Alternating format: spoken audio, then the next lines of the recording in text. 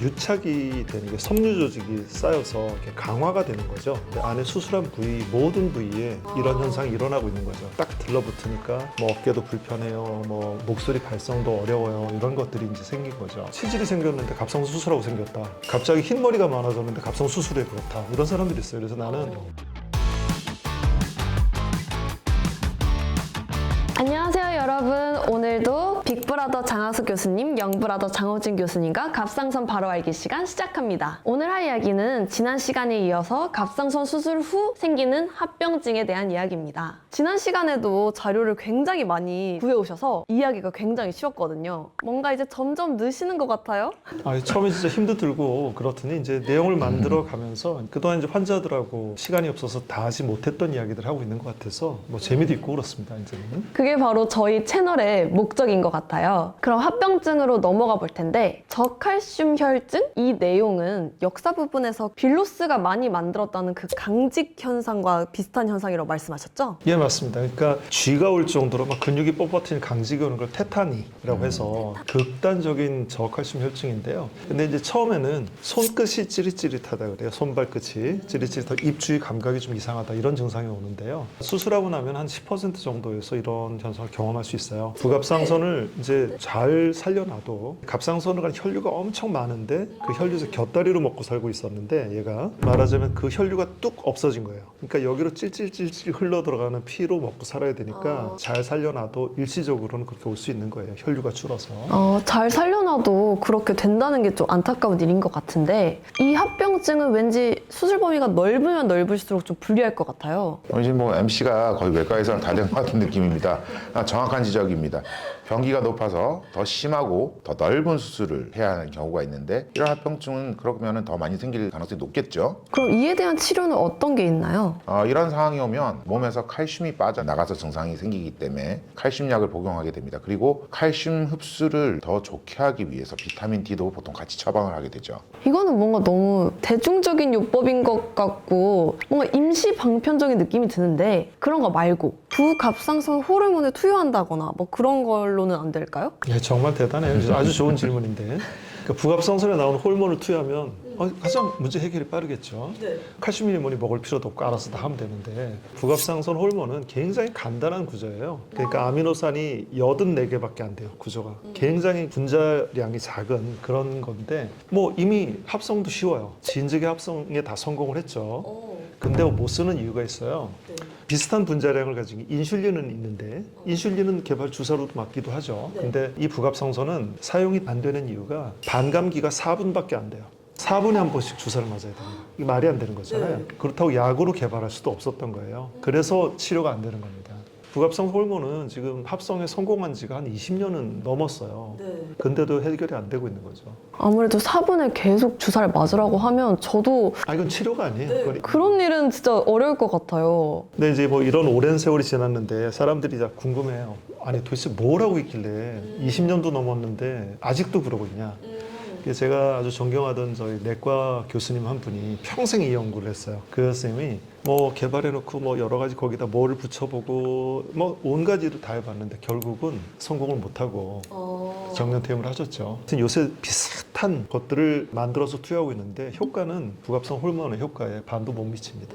대신할 수가 없는 거죠. 네. 그래서 결국 수술 중에 이제 잘 살려 하고 살기 힘들 것 같고 위험해 보이면 그 자리에 부갑상선을 떼서 작은 조직으로 이렇게 분쇄해서 근육에 심어주는 자가 이식 방법을 쓰기도 합니다. 이 그림에서 보이듯이 이제 떨어져 나온 부갑상선 조직을 잘게 잘라서 미니싱 한다고 해요. 근육에 심어주게 되는데, 여기서는 그냥 조직 덩어리를 다져서 수술 기구를 이용해 집어넣는 그런 그림인데요. 우리 기관의 경우는 이걸 생리식염수 조직에 이걸 잘 섞어서 근육에 주사하는 방법을 쓰고 있습니다. 이렇게 되면은 부갑상선 조직이 이제 근육에 투여돼서도 잘 뭉치지 않고 넓게 이렇게 분포가 돼서 생존율이 높아진다는 그런 결과를 나타내고 있습니다. 이런 기술이 상용화되면서 부갑상 기능 저하는 상당히 많이 줄일 수 있었습니다. 그럼 자가 이식을 하면 부작용을 줄일 수 있다는 말씀이신데, 이런 이식이 어려운 사람들도 있을 것 같아요. 장기 이식처럼 다른 사람들 걸 이식할 수 있는 방법도 있나요? 참 좋은 아이디어고 기발합니다. 지금까지는 그런 것이 성공한 예가 없어요.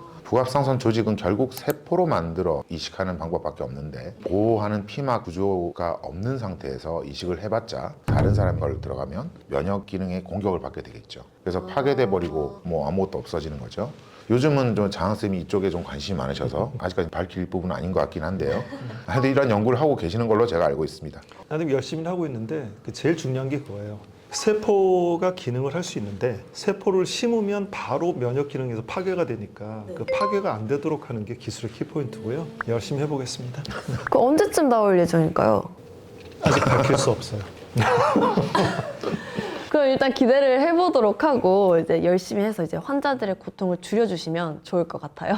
예, 열심히 노력하겠습니다. 그럼 이제 네. 다음 이야기는 이 기타 내용에 있는 상처 유착, 비유성 반흔, 감각 이상, 유미루 등등이 있는데 이것에 대해서 설명을 해주시죠. 자, 그림을 보면 설명드릴게요. 우리 갑상선 환자들이 가장 많이 호소하는 불편감이 있는데 늘 피곤해요. 그리고 삼키는 것이 힘들고 목이 쉽게 피곤하고 고음이 잘 안 올라갑니다. 목소리 변성이 없는데도 이렇다는 얘기가 되겠죠. 그리고 수술 부위 감각이 떨어지고 특히 측경부 임파선 청소술을 한 부분에는 어깨가 올리는 게 불편하고 움직이기 힘들다. 이런 걸 많이 호소하시고요. 이 내용 중에 첫 번째가 피곤한 증상 말고는 다 수술 부위 상처 조직과 유착 때문에 나타나는 겁니다. 물론 수술 부위 감각 이상은 이게 우리가 그때 플랩을 뜬다 그랬죠. 피부 이쪽을 들어 올리고 수술을 하기 때문에 그쪽 표면으로 가는 신경들이 사실은 이렇게 절개를 하면은 아주 가느다란 신경이 잘리기 때문에 감각이 떨어질 수밖에 없는 것이죠. 이게 상처라는 거는 나을 때 유착이 되는 게 섬유 조직이 쌓여서 이렇게 강화가 되는 거죠. 딱 달라붙어야지 않는 거니까. 그래서 어쩔 수 없이 뭐 흉터 같은 게 생기는 거죠. 우리 무릎 바꿔줘도 흉터가 생기잖아요. 자, 그래서 이제 우리가 흉터라고 그러면 바깥쪽에 이제 절개선만 생각하는데 안에 수술한 부위 모든 부위에 이런 현상이 일어나고 있는 거죠. 그래서 딱 들러붙으니까 뭐 어깨도 불편해요, 뭐 목소리 발성도 어려워요, 이런 것들이 이제 생긴 거죠. 유착이라고 하는 거는 이제 뻣뻣하다 이렇게 표현하기도 하고 무겁다. 뭐 할머니들은 가끔 이런 표현은 여기다 분명히 무슨 돌 같은 거 넣고 꼬맸어. 그렇게 표현하시는 할머니들도 있어요. 그렇게 느껴지실 수 있을 것 네. 같아요. 그러면은 유착이 왔으니까 목소리 변성도 와야 될 것 같은데 그렇진 않은 건가요? 뭐 굉장히 대단한 수준의 질문입니다. 이건 혈종이 고인 그 케이스 아까 그걸 생각하신 것 같은데 그건 갑작스럽게 압력이 확 올라가서 그런 마비가 가져온 것이고 여기 이 경우는 섬유질 침착과 유착은 그렇게 빨리 오는 현상은 아니기 때문에 신경마비로 오는 증상은 아니라고 볼 수 있겠죠. 그럼 왜 이런 현상이 나타나는 건가요? 그 현상은 우리가 이제 이렇게 설명을 하기도 하는데 발성이라는 건 목소리 신경만으로 되는 건 아니에요. 주변의 모든 근육과 기도들이 함께 움직여줘야 됩니다. 코디네이션이 돼야 되는 거예요. 그래서 신경을 다치지 않은 경우에도 목소리 톤이 유지가 되지만 발성 과정 자체가 어려운 상황이 돼서 힘 있는 발성이 어려워지는 것이 대다수입니다. 그래서 힘이 많이 드는 고음이나 저음 발성이 어려워지게 되는 거죠. 그래서 우리는 수술하면은 고음 불가, 저음 불가 된다고 환자들한테 이제 설명하기도 해요. 그럼 갑상선 수술 후에는 노래하는 건 당분간은 생각하면 안 되는 부분인 건가요? 한동안은 그렇죠. 한동안은 참 어려워요. 그래서 저는 이제 그 목소리를 많이 써야 되는 직업 선생님들이나 상담하시는 분들 이런 될 수 있으면 오랜 기간, 뭐 저는 한 학기 정도 쉴 수 있으면 좋겠다 이렇게 해요.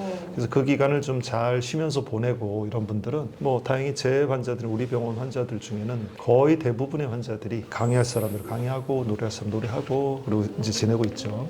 6개월 정도면 회복이 된다는 말씀이신데 그때까지 모기 쓰지 말라고 권유하신다고 하셨잖아요. 근데 제가 알기로는 보컬 트레이닝 쪽에서는 오히려 발성 연습을 더 많이 하라고 시킨다고 들었어요. 이제 그런 말 들은 바가 있습니다. 하지만 우리는 6개월 정도는 목소리를 아끼라는 정책을 고수하고 있는데요. 그 이유는 우리가 배운 내용 때문입니다. 혹시 득음한다는 거 들은 적 있으세요? 그 약간 폭포수 막 맞으면서 막 피토하고 막 그러면 득음하는 거 아닌가요? 그렇죠. 근데 왜 하필이면 피를 토해야만 꼭 득음이 되는가? 뭔가 막 피토할 만큼 열심히 해라, 약간 피똥 쌀 만큼 열심히 해라, 약간 이런 느낌 아닌가요? 그게 아니고 그건 다 바로 성대 파열이나 출혈이 생긴 거예요. 그러면은 소리가 우렁차고 크게 나오는 게 되는데 섬세한 목소리는 쉽지 않아요. 국악하시는 분들 보면 대체적으로 이제 목소리가 굵고 허스키하고 득음하신 분들도 저는 목소리 들어보진 못했지만 굉장히 굵고 허스키하다 그래요. 네, 생각해보니까 좀 그런 분들이 많으신 것 같아요. 아주 적절한 비유고 이런 비유도 많이 해요. 그 사춘기 시절에는 우리가 수술한 상황과 비슷하게 목소리가 코디네이션이 잘 안 돼서 사내 아이들은 목소리가 이렇게 삑사리 난다 그러죠. 이렇게 갈라지고 하는데 이게 후두부 성장이 완전하지 않은 상태에서 그렇게 그렇게 되는 거예요. 근데 이럴 때 혹사하지 않은 아이들은 나중에 커서 목소리가 좋은 사람이 되는데, 그러니까 혹사하는 애들이 있어요. 운동부 애들, 야구부 이럴 때는 지가 안 나갈 때는 소리 지르고 있어야 되거든. 더가웃에서 그런 친구들을 보면 나중에 목소리가 걸걸하고 안 좋아요. 그래서 우리는 좀 쉬어주라. 갑상 수술 후에는 마치 사춘기를 가진 남자아이들 비슷한 상황이기 때문에 대신 목소리를 아껴라 이렇게 표현하는 겁니다. 그 비유를 해주시니까 이해가 쏙쏙 되는 것 같아요. 이제 다음 부분에 대해서 말씀해 주세요. 자, 수술 부위 감각 이상에 대해서도 설명을 드리겠는데요. 먼저 이 내용은 구강 내시경 수술을 합병증 중에 하나인데, 다른 건 전통적인 수술과 거의 비슷하지만 구강 접근 방법은 여기 턱 쪽, 이쪽으로 내시경이 들어가 수술하는 거기 때문에 감각 이상과 뻣뻣한 증상이 오기도 합니다.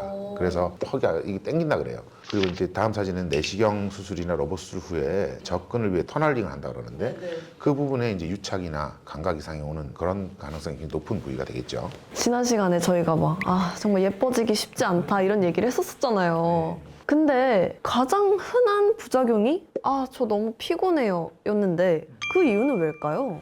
사실 이건 설명이 잘 안 되는 부분이기도 한데, 예전에 갑상수술하고 나면 무조건 갑상선 호르몬을 먹었다는 시절에는 이런 증상이 있을 수 있다고 생각했는데, 지금은 약을 먹지 않는 사람들도, 약을 먹더라도 갑상선 기능 항진으로 가지 않고 정상기능을 유지하는 사람들도 피곤하다고 하니 한번 생각해 봤어요. 근데 우리 몸에서 나오는 호르몬이 변화가 생긴 거잖아요.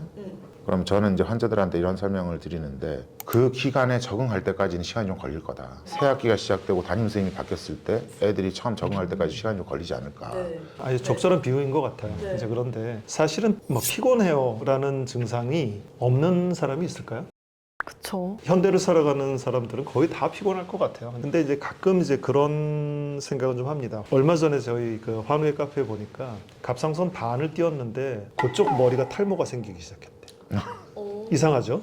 그러니까 말하자면 모든 걸 다 갑상선하고 연관시켜서 생각하다 보니 그렇게 해석할 수도 있는 거죠. 예를 들어 넌 치질이 생겼는데 갑상선 수술하고 생겼다. 갑자기 흰머리가 많아졌는데 갑상선 수술에 그렇다. 이런 사람들이 있어요. 나도 이제 컨디션 좋을 때는 그래 웃으면서 지금 그거 아닌 줄 알고 물어보시는 거죠? 라고 하는데, 어떤 때는 되게 막 화나요. 그래서 너무 갑상선 핑계를 대지 마라. 나는 이렇게 이야기를 하죠. 근데 아무래도 잘 모르니까 수술을 했으니까 불안감이 계속 있기 때문에 환자분들은 그런 생각이 들 수밖에 없을 것 같아요. 맞습니다. 뭐 속으로는 아니겠지라는 생각이 들면서도 의사한테 물어봐서 확실하게 하고 싶은 그런 생각이 있어서 그런 거라는 생각이 들고, 이런 방송을 통해서라도 더 여러분들의 불안감을 좀 줄여드리고 더 정확한 정보를 많이 전해드려야 될 것 같다는 생각이 듭니다. 한 가지 남은 것 같은데 처음 들어보는 말이에요. 유미루? 이것에 대해서 설명해 주시죠. 이건 림프절을 넓게 드러내는 경우에 올 수 있는 합병증으로, 림프절이 제거되면 이것들이 이제 서로 통하는 연결된 혈관과 같은 구조인 림프관이 잘리게 돼요. 여기서 이제 림프액이 유출이 된다고 생각하시면 되는데, 보통은 림프절을 절제하고 나면 남은 부분은 꼼꼼하게 잘 묶어져요. 그러니까 림프관이 워낙 가늘고 림프액이 투명해요.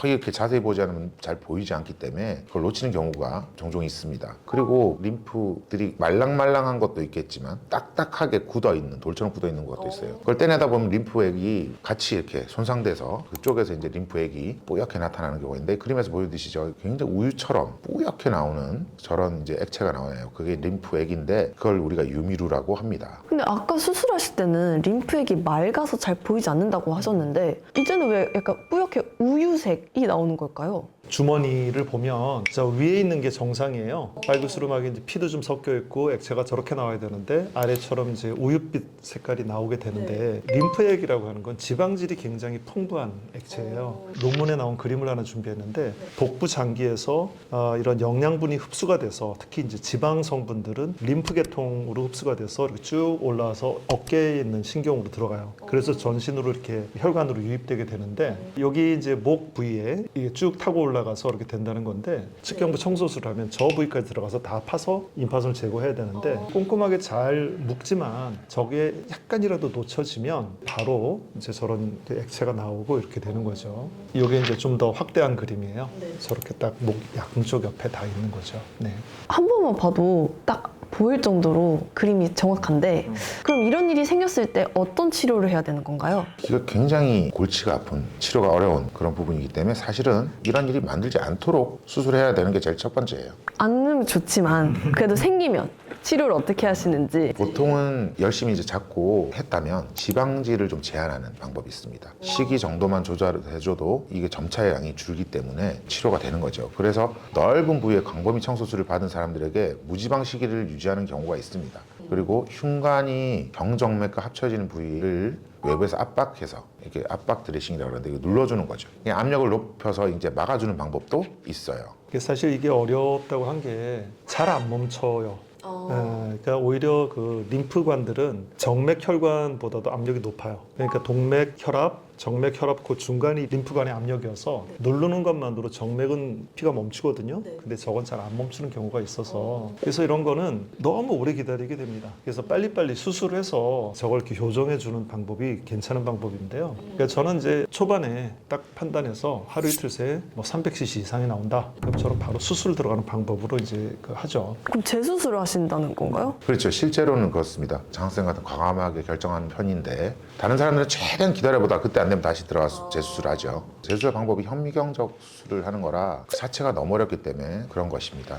장학생 같은 경우는 이제 현미경적 수술 이런 게 능하시기 때문에 과감하게 할 수 있는 거라고 생각을 해요. 근데 이렇게 기다린다고 하면 그냥 마냥 기다리는 건가요? 이렇게 뭔가 치료를 하면서 기다리는 건가요? 일단 림프액 흐름을 줄이는 약을 쓰기도 하고 요즘은 또 영상의학과에서 한 중재술, 인터벤션 레디올로지라고 하는데 이런 방법을 카테터를 통해서 문제가 생긴 부위까지 올라가서 약물을 주입해서 막아버리는 색전술을 쓰기도 합니다. 그러니까 왼쪽 사진은 카테터가 이렇게 림프관을 따라서 조영술을 해서 올라가서 딱 막는 그런 사진이죠. 오른쪽 사진은 새는 부분을 막아주는 그런 사진입니다. 뭔가 이렇게 사진으로 보면 엄청 획기적인 것 같은데 다 쓸데없는 짓이에요. 다 쓸데없는 짓이고 저거는 이제 제일 잘 된 사진을 이제 논문에 내려고 이렇게 한 거라서 그렇지 이 자체도 굉장히 어렵고요. 시간도 오래 걸리고 성공 확률이 그렇게 높지도 않아요. 차라리 빨리빨리 들어가서 빨리 딱 잡아주는 게 제일 좋은 방법이에요. 이제 재수술이란 건 환자도 싫어하고 의사도 싫어하고 다 싫어하지만 그래도 빨리 해결하기 위해서 그러니까 재수를 들어가서 할 때 저도 굉장히 미안해요. 근데 환자에게 설명합니다. 이건 입원 기간을 최대한 빨리 줄이기 위해서 하는 거니까 들어갑시다.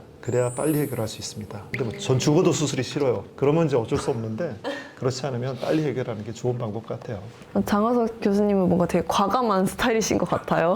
근데 저희가 입원화까지 부작용들 그리고 그런 치료 방법에 대해서 마무리를 지었는데요. 긴 시간 동안 수고가 많으셨고 굉장히 내용이 알찼어가지고 환자들도 궁금해할 얘기가 많았던 것 같아요. 오늘도 두 분 너무 고생하셨고 다음 시간에 다시 찾아뵙도록 하겠습니다. 감사합니다. 네.